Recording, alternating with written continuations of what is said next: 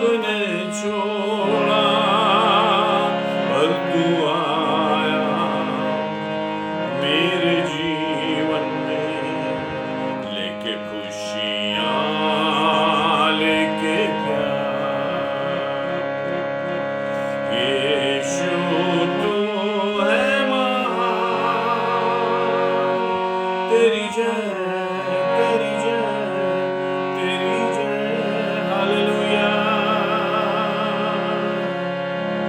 जय जयकार करे, तू महान है, तुझसा कोई नहीं।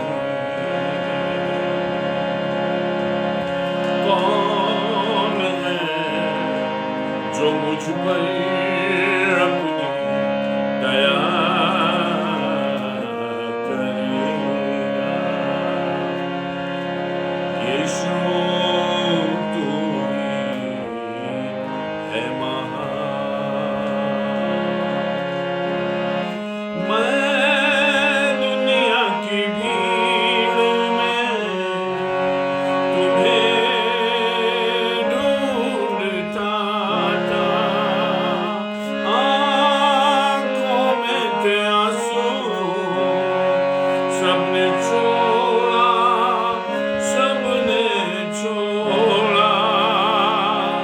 पर तू आया मेरे जीवन में, लेके खुशियाँ लेके प्यार।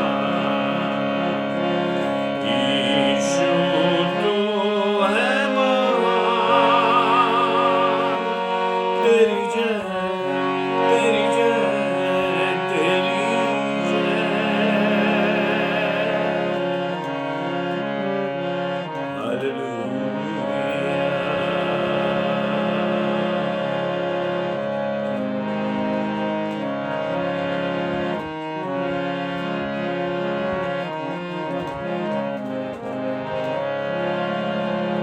हालेलुया।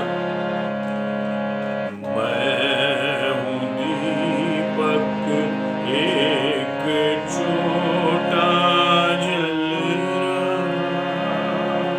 कारवां जिंदगी का चल रहा। मैं हूँ दीपक एक छोटा जल रहा, आंधियों के साए में पल रहा। हालेलुया।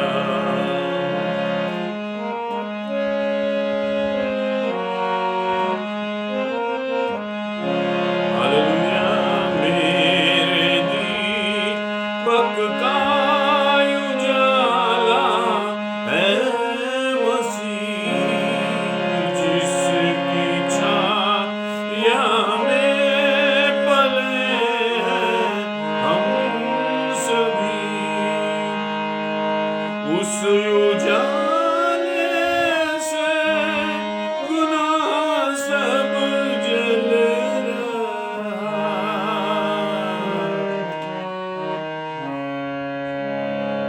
मैं हूँ दीपक, हालेलुया।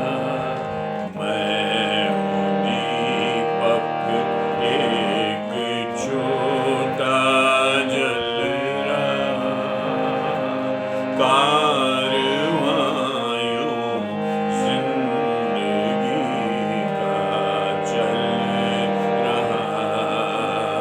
मैं हूँ दीपक एक छोटा जल रहा,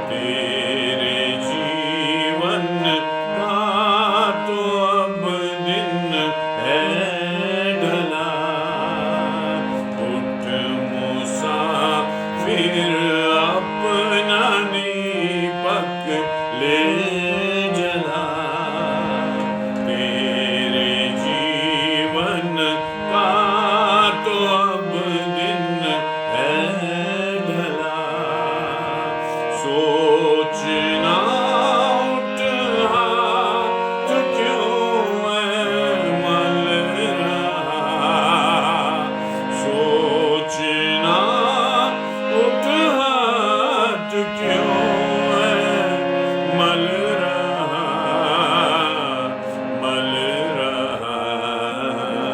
मैं दीपक एक छोटा जल रहा, कारवायों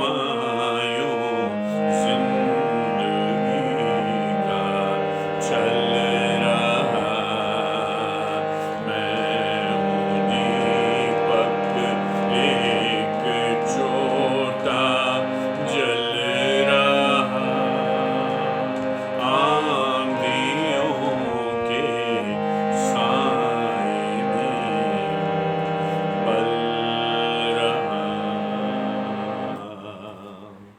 hallelujah, hallelujah,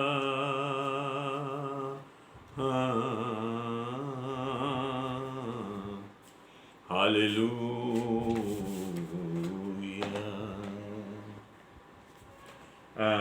sister Irene Joseph कह रही हैं कि रब की होवे सना गीत में गाऊं, सो मैं आपके सामने आइए हम मिलकर प्रभु की स्तुति करें।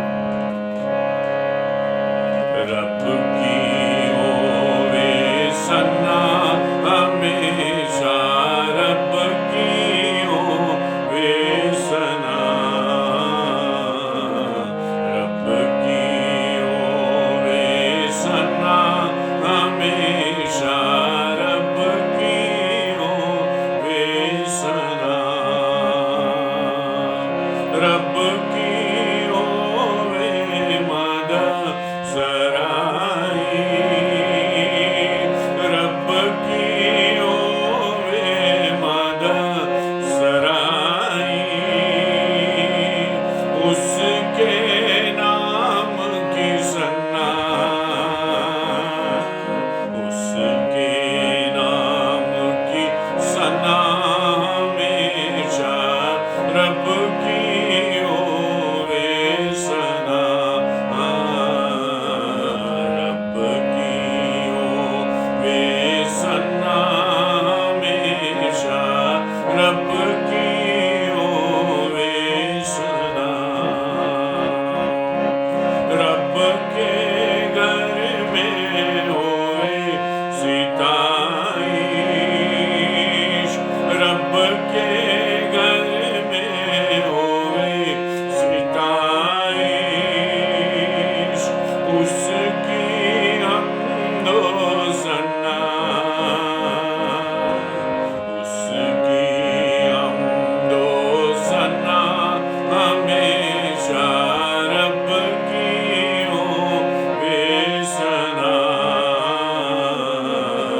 रब की होवे सना हमेशा, रब की होवे सना। जय के जोर से फूको नरसिंगे, जय के जोर से फूको नरसिंगे, बरबत बीन बजा, बरबत बीन बजा हमेशा, रब की होवे सना, रब की होवे सना हमेशा, रब की होवे सना। तारदार साजों पे रागी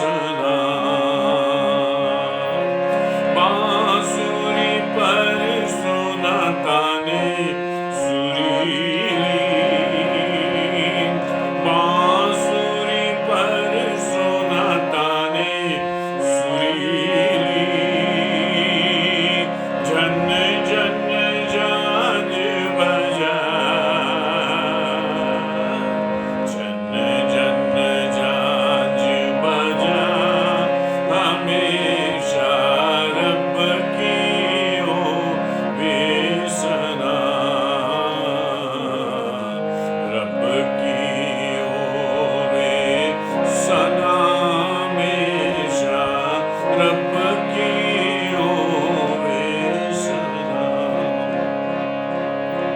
कामों में वो कैसा कादिर, कामों में वो कैसा कादिर, उसकी कुदरत बता,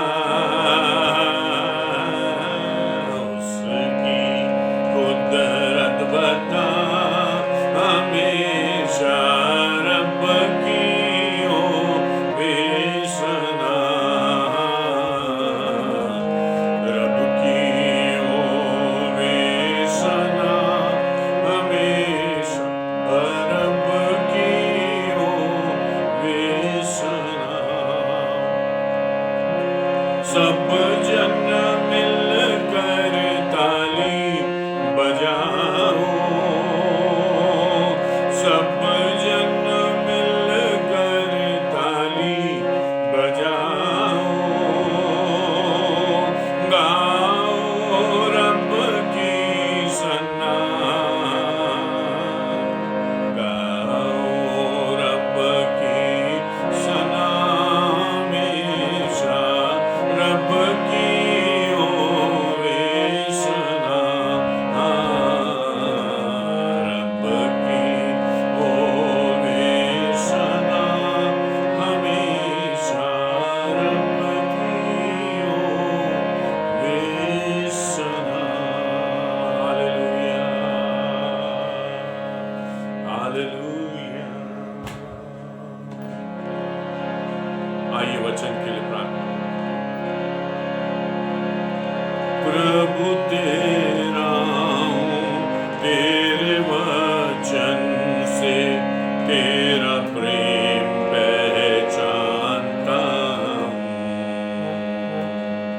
मेरी लालसा है कि विश्वास से मैं जाके तेरे साथ रहूं, रख तू मुझको ऐ मसीह अपने क्रूस के सोते पास, रख तू मुझको ऐ मसीह अपने घायल पंजर पास, अपनी प्रार्थना में जैसे मित्र से वैसे तुझसे बात करूं, एक घड़ी भी जो तेरा साथ मिले तो महानंदित हूँ, रख तू मुझको ऐ मसीह अपने क्रूस के सोते पास, रख तू मुझको ऐ मसीह अपने घायल पंजर पास। प्रियो, ये गीत जो है फैनी क्रॉस्बी ने लिखा है। बहुत सारे गीत उन्होंने बाइबल के लिखे। वे दृष्टिहीन थे, उनको दिखाई नहीं देता, छोटी उम्र में उनकी दृष्टि चली गई थी। बाइबल का अधिकतर हिस्सा उन्होंने कंठस्थ किया था और अपने गीतों में हमेशा देखने की बात की थी। इसलिए इस वर्ष को बहुत ध्यान से सुनो। सबसे गहरा प्यार मैं न जानूंगा जब तक पार न पहुंचूंगा, सबसे श्रेष्ठ आनंद तब मिलेगा जब तुझको साक्षात देखूंगा, रख तू मुझको ऐ मसीह अपने क्रूस के सोते पास,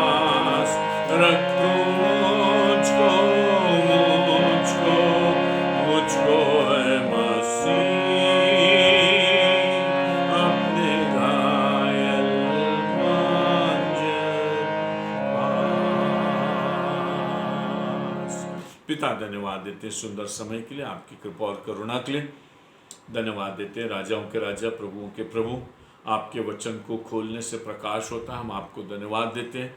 आपका वचन हमारी आत्मा का भोजन है पिता, हम आपको धन्यवाद देते हैं। आपने हमसे बातें की और हमसे मुंह नहीं फेरा, हम आपकी स्तुति करते हैं। और वचन के गहरे और गूढ़ भेद जो हमारी पहुंच से बाहर है, खुदा अपने अपनी दया और अपनी कृपा में हम पर प्रकट की, हम आपको धन्यवाद देते हैं। मेरे मुख्य वचन और हम सबके हृदय का ध्यान आपके सम्मुख ग्रहण योग्य हो सके, यीशु नासरी के नाम से मांगते हैं, आमीन। सभी को जय मसीह की। प्रभु का धन्यवाद हो आज के दिन के लिए जो प्रभु ने हमें दिया है कि हम उनके पवित्र वचनों पर ध्यान कर सके। और आज हमारा विषय जो है वो गिनती की पुस्तक से ही है। और हमने पिछली बार देखा था कि किस प्रकार से बालाक जो है वो मोआबियों का राजा था, वो मिद्यानियों के साथ मिलकर किसी भी प्रकार से ये चाहता है कि बिलाम उनके इलाके में आ जाए और वो इजराइलियों को श्राप दे, क्योंकि उनका ये अनुभव था कि जो बिलाम बोलता वो हो जाता, इसलिए उनका बड़ा भरोसा था। क्योंकि वे हर रीति से हार चुके थे, वे मन से हार चुके थे। क्योंकि आप अध्ययन करेंगे तो परमेश्वर का वचन कह रहा है कि मैं आगे आगे चल रहा हूँ, सब जातियों में घबराहट डाल रहा हूँ। तो सभी घबरा रहे थे और ये घबराहट परमेश्वर की ओर से दी हुई थी, जिसे हम राहाब वैश्या के जीवन की गवाही में भी देखते हैं कि हम लोग सब घबरा रहे हैं और परमेश्वर ने हमारा देश तुम्हें दे दिया। राहाब वैश्या ने भी ये बात उनसे बोली थी। सो एक घबराहट सब जगह चल रही। बालक भी बहुत घबराया हुआ था और जब घबराहट में उसको लगा कि मुझसे कुछ नहीं होगा, मेरे राजा होने से कुछ नहीं होगा, हम लोग के अन्य राजा जो 5 राजा जो विद्यानियों के वो भी कुछ नहीं कर पाएंगे और हम तो हारेंगे ही हारेंगे, तो मरता क्या ना करता। पहले तो मनुष्य अपनी शक्ति पर भरोसा करता, और जब शक्ति पर भरोसा नहीं होता तो खुदा पर भरोसा करता। अब बालाक जो है उस स्टेज पर आ गया था जहां वो अपनी शक्ति पर भरोसा नहीं करता, अब उसे परमेश्वर का आसरा था। देखिए, हमने बहुत विज्ञान पर, धन पर, अपनी सोच पर, अपनी समझ पर भरोसा किया, लेकिन आज के हालात फिर हमें टर्न अराउंड कर रहे हैं, यू टर्न लेने के लिए बोल रहे हैं। और मनुष्य आगे होकर अपनी क्षमता की असफलता का अनुमान लगाते हुए अपने लिए कोई ना कोई उत्तर निकालने की कोशिश करे। ये भी एक सच है। और आने वाले समयों में जैसा वचन मुझे और आपको सिखाता है, परिस्थितियां ऐसी बनेंगी कि खुदा का आसरा मनुष्य को बहुत ज्यादा हो जाएगा, क्योंकि निराशाएं बहुत बढ़ जाएंगी, घबराहट बहुत बढ़ जाएगी। जिन्हें परमेश्वर दया देगा वो इस घबराहट में उसको पा लेंगे, और जिन्हें नहीं मिलेगी वे घबरा कर ही अपने जीवन को समाप्त कर लेंगे। ये आने वाले दिनों की गाथा है जो मैं और आप समझता हूँ। बिलाम को बुलाया गया, बिलाम ने कहा नहीं, मेरा परमेश्वर नहीं आने देता। फर्स्ट इंस्टेंस में उसने रोका और कहा कि भाई मैं परमेश्वर से पूछूंगा।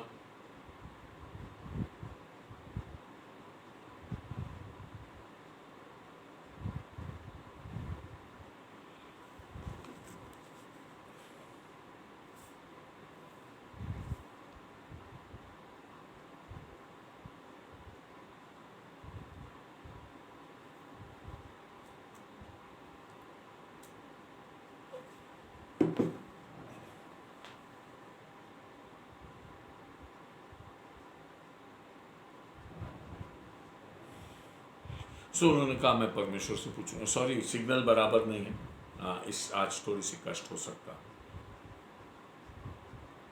परमेश्वर ने उसका बिल्कुल नहीं जाना। फर्स्ट इंस्टेंस में मना कर दिया, फाइनल इंस्ट्रक्शन था, फर्स्ट एंड फाइनल इंस्ट्रक्शन। लेकिन बिलाम के इरादे कुछ नेक दिखाई नहीं दे रहे। राजा, उसके वैभव, बुजुर्गों का आना, दक्षिणा लाना और मनुष्य का मुंह देखकर ना नहीं बोल पाना, ये उसकी समस्या थी, इसलिए वो ना नहीं बोल पा रहा। ऐसे में परमेश्वर का वचन मुझे और आपको ये बताता है कि उसने कहा कि मैं, अगर परमेश्वर मुझसे कहेगा तो मैं तुम्हारे साथ चलने के लिए तैयार हूँ। परमेश्वर ने तो मना कर दिया, लेकिन फिर भी तुम रुको, शायद परमेश्वर कुछ और बोलेगा। अब जो फाइनल वर्ड हो गया उसके बाद और क्या बोले। अब वचन में बढ़ाना और घटाना तो नबी के हाथ में है, बस यही तो समस्या खड़ी होती। कि मनुष्य वचन को बढ़ाने और घटाने की कोशिश करता। बिलाम ने कहा परमेश्वर का वचन मिल गया, लेकिन फिर भी कोशिश करता। देखिए,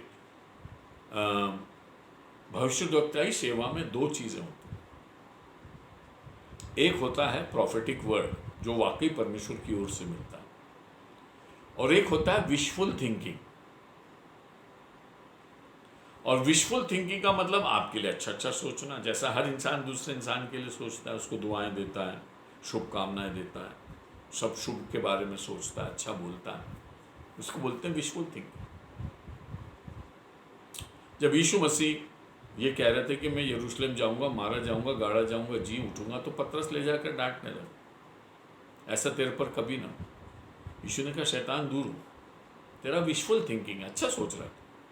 कहाँ बुराई है अपने गुरु के लिए ये बोलना कि कभी तेरे पर दुख ना है, बहुत भक्ति की निशानी है।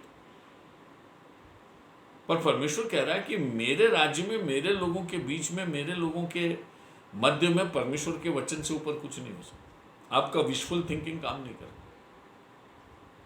और आज बहुत बार प्रोफेसी के नाम पर हम विशफुल थिंकिंग को डिक्लेयर करते, और विशफुल थिंकिंग पूरी नहीं होती और परमेश्वर का वचन पूरा होता है। और जो परमेश्वर के वचन को विशफुल थिंकिंग से मिक्स करता, वो बिलाम हो जाता। ऐसा नहीं कि उसके पास वचन था, नहीं था, उसके पास बहुत जबरदस्त वचन था। परमेश्वर ने कहा तू जाना ही नहीं, क्योंकि मैं उस कौम को आशीष दे चुका हूं, इट्स ऑलरेडी डन, निकल चुका है हाथ से, इस पर हमने काफी बातें कर ली। तो परमेश्वर कह रहा है मत जाना। लेकिन बिलाम दूसरी बार भी बालाक लोगों को भेजता, ज्यादा प्रतिष्ठित लोगों को भेजता। फिर बिलाम बड़ी बात करता, बोलने में कमजोर नहीं है, बोलने में तो ऐसा बोलता है जैसे खुदा बोल रहा। अगर बालाक अपने घर की सारी संपत्ति दे दे तो भी नहीं जाऊं, तो भी मैं उनको श्राप नहीं दूं, लेकिन तुम रुको, देखते हैं खुदा क्या बोलता। और जब जब उसने अपनी ओर से ये वाला प्रयास किया कि तुम रुको, मैं देखता हूं रात में खुदा मुझसे क्या बोलता, जब खुदा बोल चुका। और कई बार हमारे जीवन में हमारे डिजायर्स, हमारी चाहतें, हमारी सोचना, हमारा तरीका ऐसा होता है कि हम विश्वासी होने के बाद भी, परमेश्वर के डिसीजन को लेने के बाद भी, अपनी चाहत के कारण, अपने रुझान के कारण विशफुल थिंकिंग लेकर पकड़ के बैठे रहते कि खुदा कब मेरी तरफ बोल देगा, कब मुझे इसके लिए परमिशन दे देगा। और आप इस बात का भी ध्यान रखो, कभी प्रभु के दास के पास जाओ तो ये सोच के जाना कि ये जो बोलेगा उसको करना है। कई बार लोग जाते हैं, भविष्यवाणी भविष्यद्वक्ताओं से पूछ लेते हैं, प्रभु के सेवकों से पूछ लेते हैं, लेकिन उनका मन एग्री नहीं करता तो वो करते नहीं, वो गलत हो जाता। मत जाइए फिर। अगर आपके पास 100% कमिटमेंट नहीं तो मत जाइए। देखिए, यहां बिलाम के पास भी कमिटमेंट नहीं है, बालाक के पास भी कमिटमेंट, दोनों मिलकर परमेश्वर की चीज को ट्विस्ट करना चाहिए, और अंत के दिनों में बहुत होगा। अगर आप मत्ती का 24वां अध्याय, मरकुस का 13वां अध्याय और लूका का 21वां अध्याय पढ़ेंगे तो परमेश्वर का वचन कहता है कि झूठे भविष्यद्वक्ता तो हर स्टेज पर, विपदाओं के आरंभ में भी होंगे, कलीसिया के सताए जाने पर भी होंगे, और जब यरूशलेम घेर लिया जाएगा तब भी होंगे। और परमेश्वर ने कहा कि वचन तभी सच्चा होगा जब वो पूरा हो। और मैंने आपको कल भी बताया कि यिर्मयाह जो सच्चा नबी था, उसको झूठे नबियों ने बहुत तकलीफ दी, मारा, उसको अंधे कुएं में उतार दिया, कहा तू झूठा है। और यिर्मयाह परमेश्वर की ओर से बात कर, और यिर्मयाह का ये भी चैलेंज था राजा से भी और झूठे नबियों से, अगर मैं गलत साबित हो जाऊं तो मैं उसकी जिम्मेदारी लेता। पर फिर भी लोग उसकी मानने के लिए तैयार। झूठे भविष्यद्वक्ताओं ने राजा के माइंड को कैप्चर कर लिया, और राजा उनकी तरफ से बोला।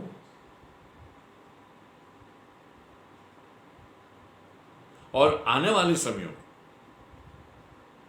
ऐसी व्यवस्था उभरने की पूरी संभावना है जिसमें शासक भक्तों को लेकर उनका दुरुपयोग करे। शुरू से करता है। उदाहरण देता हूं, हेरोदेस राजा को मालूम पड़ा कि बालक जन्म हुआ, किससे पूछे? कोई तो बता नहीं सकता। पूरा यरूशलेम घबरा गया, क्योंकि ज्ञानी लोग आए और कहें बच्चा पैदा तो हुआ। अब हमारे हिसाब से तो पैदा हुआ है तो राजमहल में पैदा होना चाहिए, लेकिन ट्रेजेडी ये कि राजमहल में बच्चा पैदा नहीं हुआ। अब राजा का माथा ठनका कि ऐसे तो फिर मेरी सल्तनत गई। बच्चा पैदा हो गया और यहूदियों का राजा पैदा हो गया, और ज्ञानी आए हैं, ईश्वर का मार्गदर्शन लेकर आए, सितारे के पीछे आए, बोलता 100% ये गिफ्ट लेकर आए, उसको चढ़ाने के लिए आए। राजा का माथा ठनका। उसने कहा अब कैसे यूज करना। देखिए, उसके पास और कोई चारा नहीं था। समझिए इसको, वो एक ईश्वर पर विश्वास करने वाला बंदा नहीं था, लेकिन वो नबियों को बुला लेता और कहता बताओ तुम्हारे शास्त्र में क्या लिखा, और नबी खोल के बता देते हैं कि बैतलहम में होगा। तो जितने यहूदी शास्त्र पढ़ रहे थे, बहुत ध्यान से सुन, मंदिरों में बैठे हुए और पूरी समाज को सिखा रहे थे, उनमें से किसी की एक की भी दिमाग में ये बात जरा सी भी नहीं चमकी कि देखो कहीं बैतलहम में कोई मसीह तो नहीं पैदा। लेकिन एक व्यक्ति जो परमेश्वर का शत्रु है, वो वचन का सहारा ले। दूसरा उदाहरण, यीशु मसीह को कब्र में डाला, सब चेहरे घबरा गए, मर गया मर गया मर गया, हमारा प्रभु मर गया, अब हमारी आशा खत्म हो गई। बंद कमरे में हो गए। स्त्रियों ने भी बोला चलो मसाला खरीद लो। क्यों खरीदना भैया, उसने तो बोला वो जी उठेगा। नहीं नहीं, तैयारी करनी, हमको तो मुर्दा ही चाहिए, हमको जिंदा नहीं चाहिए। तो सब तैयारी कर रहे हैं, पतरस वगैरह सब अपने अपने जगह दबे बैठे, वचन एक के भी कान में नहीं जू नहीं रहेंगे। देखिए, वर्ड और अपना थिंकिंग और सिचुएशन के अनुसार मनुष्य कैसे धोखा खाता। जो उसके शत्रु थे, यीशु मसीह के जो बैरी थे, वो पिलातुस के पास गए। उनने कहा देखो, इसने कहा था कि 30 दिन जी उठेगा। उनको याद है ना, इनमें से किसी को याद, आप एक काम करो, कब्र पे पहरा बिठा दो। पिलातुस ने कहा भाई तुम्हारे पास अपने लोग हैं, मंदिर की सेना है, मंदिर के सिपाही, तुमको जो लगे वो करो। और मोहर लगी राजा की बकायदा, और कब्र को चौकीदारी में रख। किसने वचन का उपयोग किया? वे जो परमेश्वर के वचन को समझ रहे थे, जान रहे थे, शैतान उनको याद दिला रहा था कि देखो ये है। लेकिन चेले इतने घबराए हुए थे कि परमेश्वर का आत्मा उनको बिल्कुल स्मरण नहीं दिला पा रहा था कि प्रभु जी उठे। लेकिन शैतान इसी वचन का उपयोग अन्य रीति से कर। हालेलुया, समझिए गहरी बात। इसलिए बालाक नाराज हुआ। उसने कहा मेरी बात तू टाल रहा है, मैं तुझे सब कुछ दे सकता हूं, और मैं कह रहा हूं वरदान मांग ले, जो तुझे मांगना मांग ले, पर तू आके श्राप जरूर। सो आज का हमारा विषय है कि बिलाम पहली बार भविष्यवाणी करता है, तो क्या भविष्यवाणी करता है। हम चलेंगे गिनती के 22वें अध्याय के 36 वचन से आगे, और लगभग 23वें अध्याय के 11 वचन तक जाएंगे, जितना समय हमारे पास है उस। देखिए, यह सुनकर कि बिलाम आ रहा है, बालाक उससे भेंट करने के लिए मोआब के उस नगर तक जो उस देश की अर्नोन वाली सीमा पर है गया। अब उसका बड़ा वार्म वेलकम हो रहा, ताम झाम के साथ। बिलाम आ रहा है, ये बहुत बड़ी खबर है, क्योंकि 2 बार प्रयास करने के बाद आया बिलाम। अब हम उसका अच्छा अध्ययन कर चुके हैं, रिपीट नहीं करूंगा। राजा बड़ा डिलाइटेड है, और बड़ी शाही, जिसको बोलते हैं ना रॉयल वेलकम है, रेड कारपेट वेलकम। उसकी सीमा तक, राज्य की सीमा तक बालाक उसको रिसीव करने आया साहब।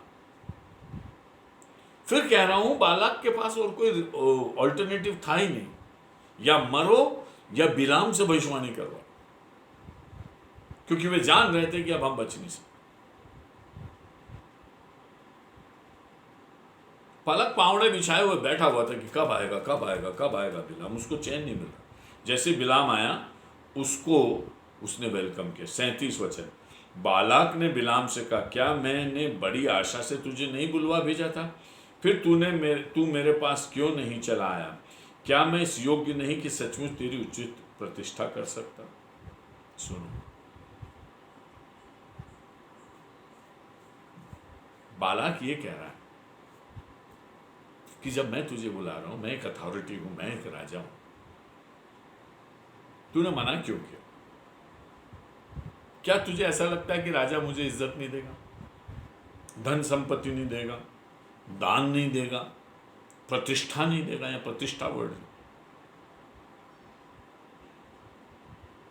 फिर तूने क्यों मना किया? बालक क्या जाने क्यों मना किया, यहोवा का दास जानता है ना।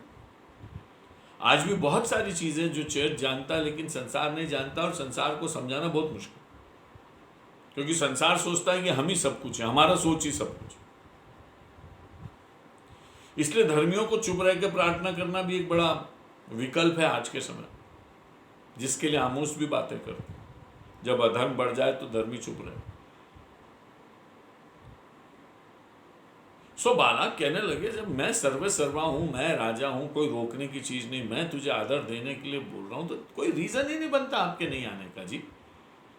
जबकि बिलाम बोल रहा है परमेश्वर मना कर रहा है, मेरा परमेश्वर कहता है नहीं जाना, इसलिए मैं नहीं आ रहा हूं। लेकिन बालक कह रहा ये तो कोई पॉइंट ही नहीं हुआ, तू जिस यहोवा की बात कर रहा है मैं उसको इतना रेलेवेंस नहीं देता जितना मैं अपने आप को देता हूं। देखिए, भविष्यवाणी भी करवाना चाहता हूं, लेकिन खुदा को अंडर एस्टिमेट भी करना चाहता हूं। यह है आज के पावरफुल लोगों की नीति, यह आज के सिंफुल लोगों की नीति। इसलिए मैंने आपसे कहा, बहुत सिंसियरली जाना कभी भी भविष्यवाणी करवानी, ये सोच के ही जाना कि जो बोला जाएगा उसको करूंगा ही करूंगा, नहीं तो जाना नहीं। यहां बालक ये कह रहा है कि मेरा वचन तेरे परमेश्वर के वचन से ऊपर, मेरा इन्विटेशन तेरे परमेश्वर के वचन से ऊपर, तुझे आना था। वो कहता है, देख मैं तेरे पास आया तो हूं, परंतु अब क्या मैं कुछ कह सकता हूं? जो बात परमेश्वर मेरे मुंह में डालेगा वही बात मैं कहूं। अब यहां पर बिलाम ये कहता है, मैं आ तो गया, मतलब मुझे आना नहीं था, फिर भी आ गया।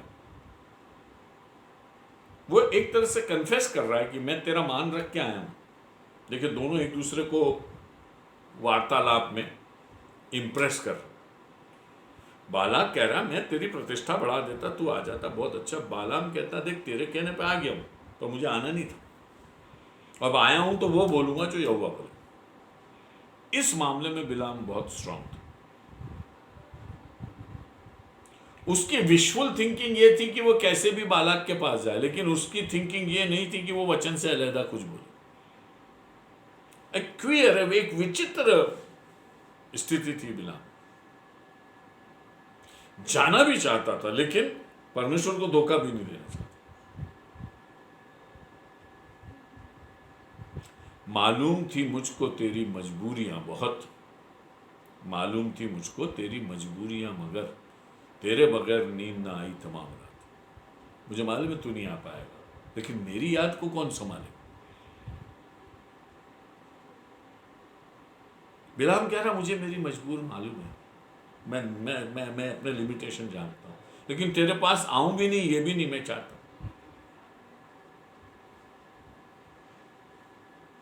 कहीं वो कुछ मिक्सिंग करना चाहता।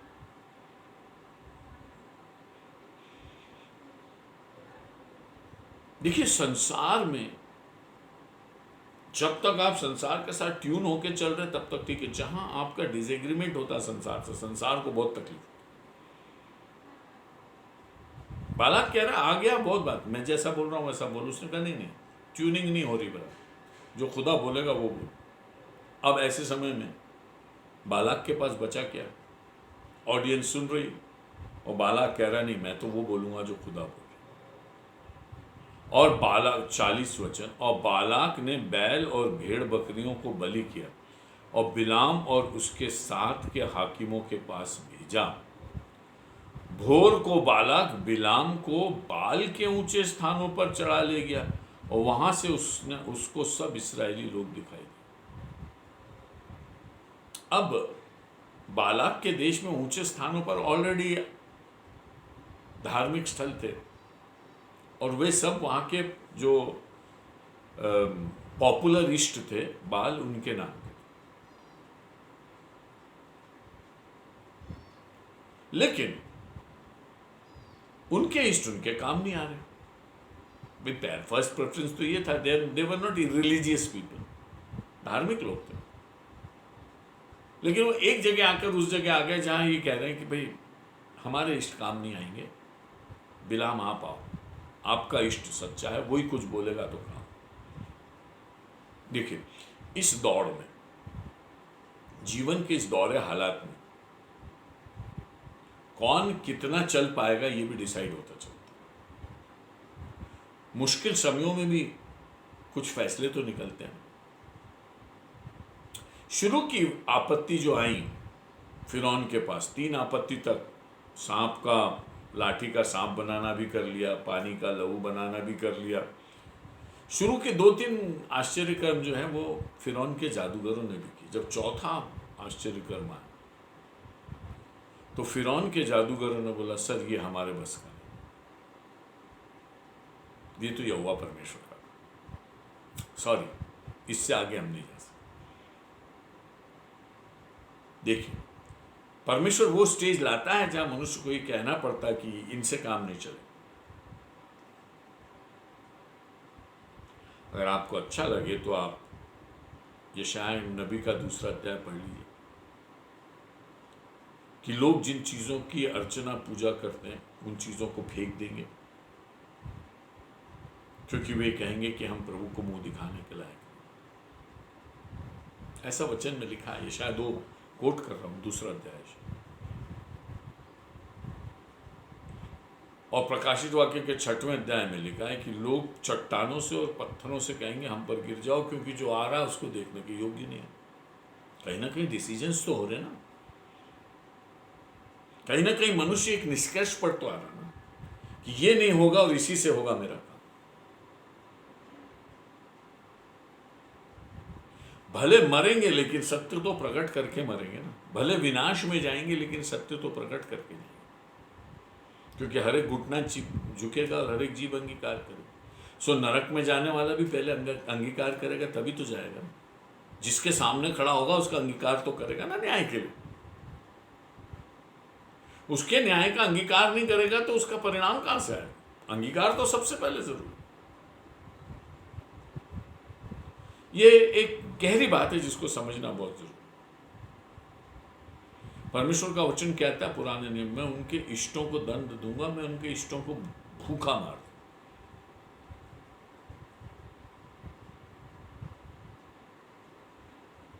गहरी और गंभीर बात। बहरहाल बालाक ने कहा, बिलाम, अब ये जो स्थल है हमारे आराधना अर्चना के, ये तो ठीक है, रहने दो, इनसे हमारा काम नहीं हो रहा, आप अपनी वेदी बना। ऊंचे ऊंचे स्थान पर ले गए बालाक, और वहां पर भोर को बालाक बिलाम को बाल के ऊंचे स्थान में चढ़ा ले गया, और वहां से उसको सब इजरायली लोग दिखाई पड़े। ऊंचे स्थान पर ले जाने का एक और मुख्य कारण था कि जो इजरायली लोग जो थे लामबद्ध होकर वहां पड़े हुए थे, जो वो उनको ऊपर से दिखाई दे। तो बालाक का आइडिया ये था कि देख के श्राप देना, आपकी आंखों के सामने रहेगा और आप उनको श्राप देना। ऐसे नहीं दे देना नीचे से, लेकिन उनको देख के उनको श्राप देना। शायद इफेक्टिव तरीका लगा होगा बालाक। 23वां अध्याय पहला वचन। तब बिलाम ने बालाक से कहा, यहाँ पर मेरे लिए 7 वेदियां बनवा और इसी स्थान पर 7 बछड़े और 7 मेढ़े तैयार कर। अब बिलाम ने कहा, यहाँ मेरे यहोवा की वेदियां बनाओ, और 7 वेदियां बनाना। हर बार, तीनों बार उसने 7-7, 3 अलग अलग स्थल पर बालाक उसको लेके गया, तीनों जगह उसने वेदियां बनाई, 7 वेदियां बनाई। 7 is a figure of completion, जैसा मैं और आप जानते। फिर बिलाम ने बालाक से कहा, तू अपने होमबलि के पास खड़ा रहे और मैं जाता हूं। संभव है कि यहोवा मुझसे भेंट करने को आया, और जो कुछ वो मुझ पर प्रकाशित करेगा वही मैं तुझे बताऊं। अब उसने कहा, ये बलिदान तो चढ़ गया, अब तू यहां पर खड़ा रहे, मैं जाऊंगा खुदा की बात पूछ। I want to speak to my God. देखिए, फिर बालक को ये महसूस हो रहा है कि मैं राजा तो जरूर हूं, लेकिन मेरे से ऊपर भी कोई, और ये उसको रेफर करने जा रहा है। बालक को ये मालूम था कि मैं अपने प्रशासन से, मैं अपने धन से, मैं अपनी संपत्ति से, मैं अपनी प्रतिष्ठा से इसको ऊंचा उठाना चाह रहा हूं, लेकिन ये वो बंदा है जो मुझसे बियॉन्ड जाकर ईश्वर का वचन लेकर। हालेलुया। प्रभु के लोगों को लोगों के और वातावरण के बियॉन्ड जाकर परमेश्वर का वचन लेकर, ये बिलाम ने उसको क्लियर कर दिया। और वो एक मुंडे पहाड़ पर गया, मतलब जिस पर कोई वनस्पति नहीं है, कुछ पेड़ पौधे नहीं, बिल्कुल खाली पहाड़ है, उस पर गया और परमेश्वर बिलाम से मिला। अब परमेश्वर और बिलाम की मीटिंग हो रही और उससे कहा, बिलाम ने उससे कहा परमेश्वर से, जब परमेश्वर मिलने आया तो बिलाम ने कहा, मैंने 7 वेदियां तैयार की और प्रत्येक वेदी पर एक बछड़ा और एक मेढ़ा चढ़ाया। यहोवा ने बिलाम के मुंह में एक बात डाली और कहा, बालाक के पास लौट जाओ और यूं कह। देखिए अब उनका कॉन्वर्सेशन, मैंने आपकी आराधना की है, मैंने भेंट चढ़ाई है, मैं नबी हूं, मैं यहां तक आया हूं। क्यों आया? गधी के मना करने पर भी आया, कोई बात नहीं, मैंने चढ़ाई है। परमेश्वर कहता ठीक है, मैं वचन दे रहा हूं और तेरे मुंह में डाला। देखिए कुछ चीजें होती जो हम सोच कर बोलते, जिसमें हमारी लैंग्वेज, हमारी वोकैबुलरी इंपॉर्टेंस रखती है। कुछ चीजें ऐसी होती जो परमेश्वर इंटैक्ट आपको देता, वो परमेश्वर का ही ग्रामर है, वो परमेश्वर का ही शब्दावली है, वो परमेश्वर का ही सब कुछ है, और परमेश्वर कह रहा है मैं तेरे मुंह में डाल।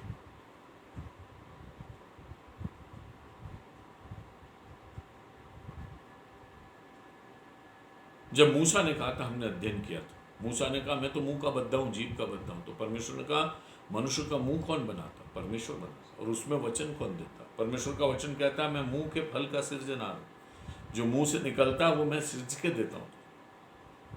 तो दोनों तरीके हैं परमेश्वर के कार्य करने, हम अंडरमाइन नहीं कर सकते। लेकिन यहां बहुत ज्यादा अनुग्रह और अभिषेक है, इस बात को ये प्रकट करने के लिए ये कहा गया कि मैंने तेरे मुंह में वचन डाला, और वैसा परमेश्वर ने किया।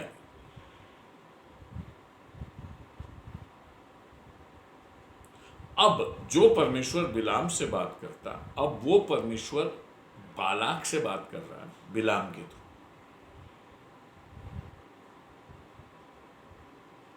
और परमेश्वर ने अपने दास को अपने वश में ले लिया, क्योंकि उसने अपना परमेश्वर यहोवा की आराधना की। सुनो ना, अगर 7 वेदियां बनाकर वो पशु नहीं चढ़ाता तो शायद स्टोरी कुछ और होती, लेकिन उसने उनके इष्टों के सामने अपने यहोवा परमेश्वर को भेंट चढ़ाई और यहोवा की बात पूछने के लिए गया। बालाक को खड़ा कर दिया, बालाक और उसके प्रतिष्ठित लोग उन बलिदानों के पास खड़े रहे, और बिलाम ने कहा मैं अब यहोवा से बात करूं।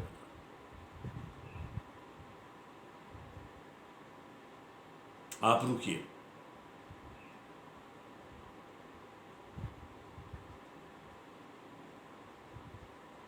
एक पास्टर साहब थे, मुझसे कहने लगे पास्टर मेरे को बहुत शर्म आई। मैंने कहा क्या हो गया? बोले मैं एक व्यक्ति से मिलने गया, बहुत बड़ा इंसान नहीं था,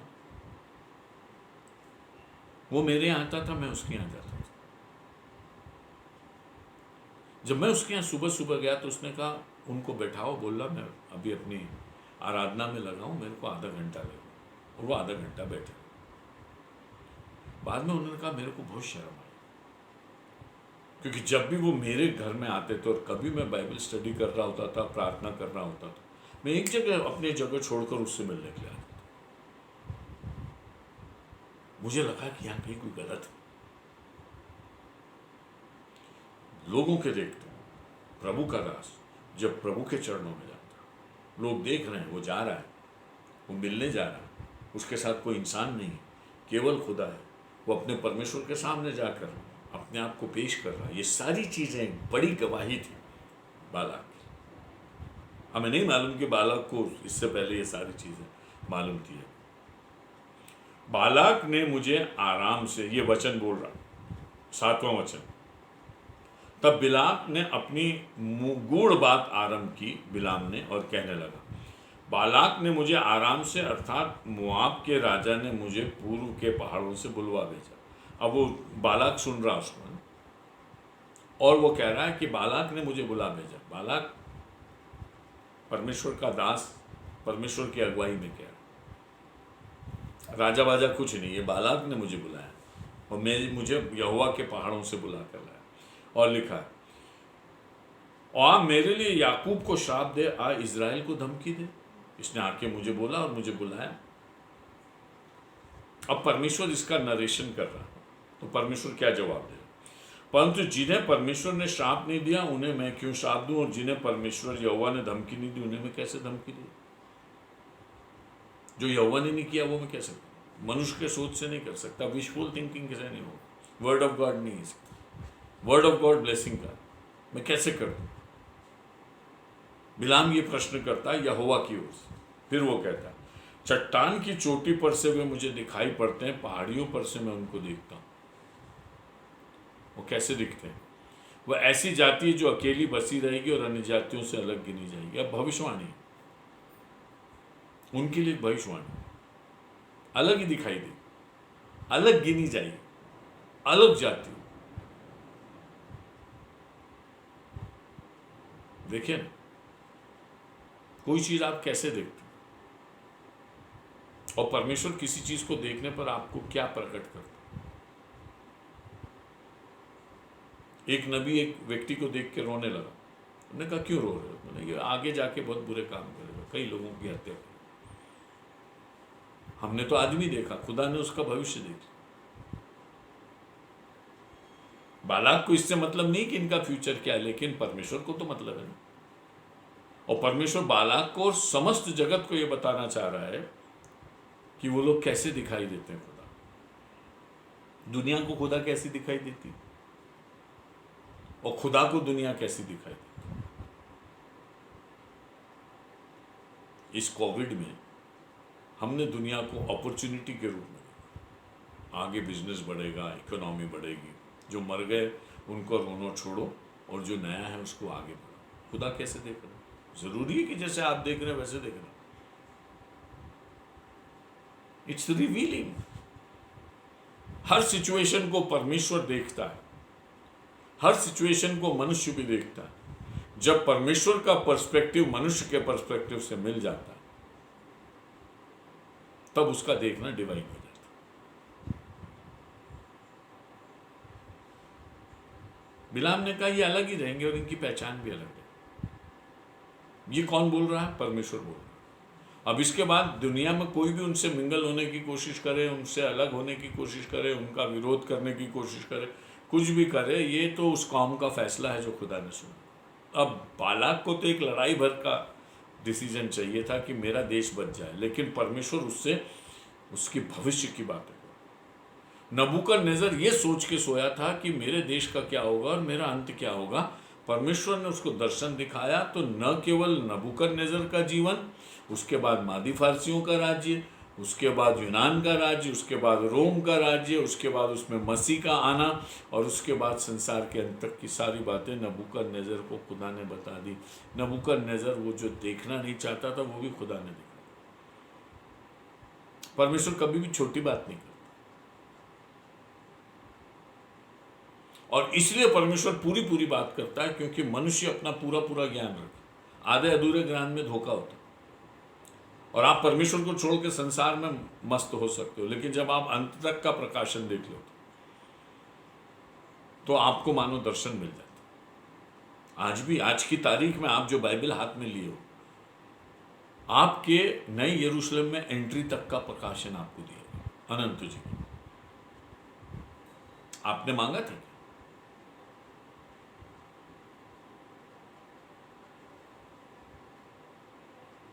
परमेश्वर ने दिया, आगे होके भी। यीशु मसीह ने अपने शब्दों में बताया कि उनके दोबारा आगमन क्या होगा। फिर 1000 साल का राज्य होगा, प्रकाशित वाक्य की पुस्तक मिलेगी। शैतान छोड़ा जाएगा, फिर आग की झील में डाला जाएगा, फिर